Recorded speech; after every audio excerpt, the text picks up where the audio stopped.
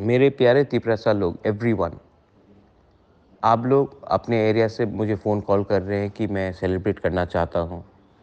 कोई साबरूम से फ़ोन कर रहा है, कोई कोरबुक से फ़ोन कर रहा है, कोई कंचनपुर से फ़ोन कर रहा है, कोई पानी सागर दामछरा से फ़ोन कर रहा है, कोई सिपाहीजला से फ़ोन कर रहा है, कोई गोमती से फ़ोन कर रहा है।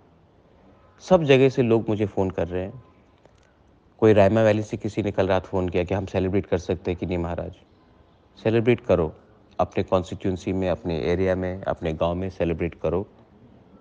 लेकिन जो भी करना है, शांति से करना है और किसी का मज़ाक मत उड़ाओ, किसी को ह्यूमिलिएट मत करो, किसी को नीचे मत दिखाओ।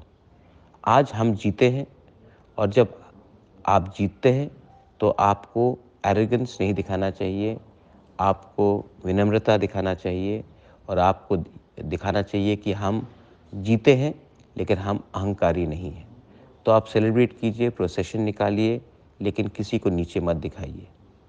हम सही दिशा की तरफ गए हैं, लेकिन काम और भी बाकी है और काम तभी होगा जब स्टेट में शांति होगा और हम आगे बढ़ेंगे पॉजिटिवली। ये बुबागरा का मैसेज हमारे पूरे तिपरासा के लिए है। बेलाइनो हम भाई।